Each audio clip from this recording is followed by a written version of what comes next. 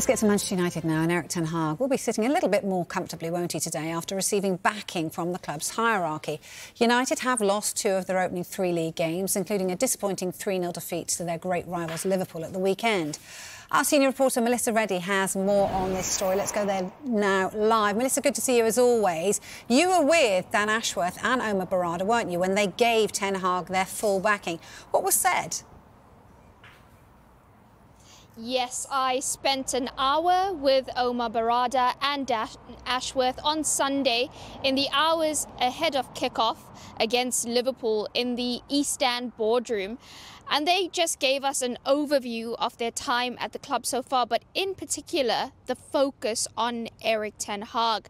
Now, it was very intriguing to me that Ashworth, who is the sporting director, Barada, the club CEO, so the 2 most senior and powerful football administrators at the club, they had no input into the season review that kept Ten Hag in the job because it preceded their appointment. So it was Sir Jim Ratcliffe, the co-owner, and Sir Dave Brailsford, who went through that process, interviewed a series of managers around Europe and decided to stick with Ten Hag.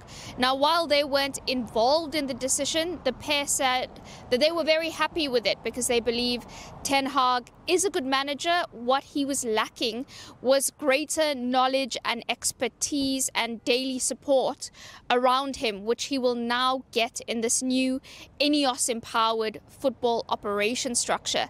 They stress that they have a very good working relationship with him. They enjoyed being on tour with Ten Hag in navigating a transfer window where they really addressed all their key positions that they had targeted, and that they believe the best is still yet to come under this manager and with this team.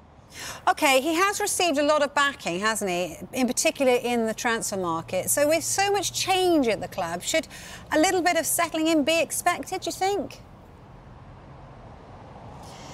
Certainly. I can understand the frustrations from fans and analysts who are looking at Manchester United and thinking they've still got the same problems as last season, especially in their structure out of possession. When that first press gets beaten, they are so easy to play against because you've got a midfield that's isolated, which was Casemiro.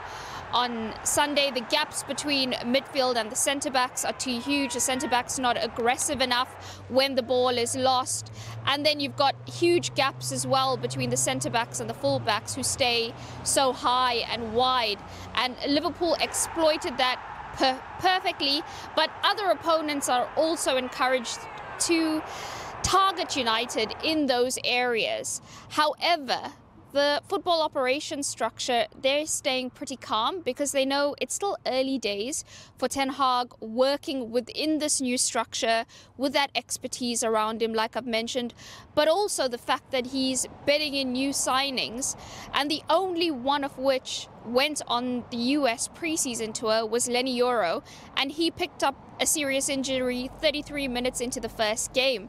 So Xerxes, Mesraoui, De Ligt, Ugarte, who's only just walked through the door, they still need time to acclimatise. So they're looking at it and thinking, well, we weren't going to see a massive change in playing style because the players still need this adjustment period and to acclimatise not just to their new surroundings and to their teammates, but to those demands that Ten Hag wants.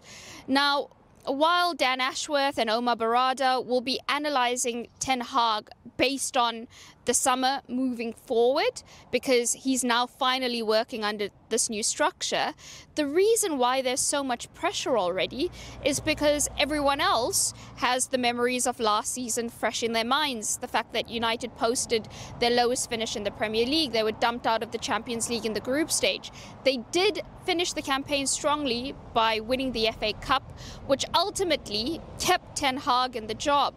But then that season review and how long it lasted, and the fact that United engaged so many coaches, Jamie Carragher made a good point. You don't talk to other managers so openly if you're happy with who you've got currently. And that's why we're in a position where we're 3 games into the new season and it already feels like there is so much noise around Ten Hag's job security.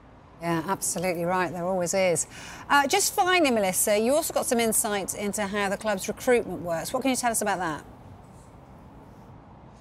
Yeah, Manchester United underwent 32 transactions this summer. Now, for full insight into all of those and how recruitment will work moving forward under this Ineos-powered leadership, you can go to the Sky Sports website and app, where you can see all Ashworth and Barada's details word for word on that. But just to give you a few highlights, Manchester United finally are working in a very sustainable fashion. They're not pivoting from their valuations on key targets.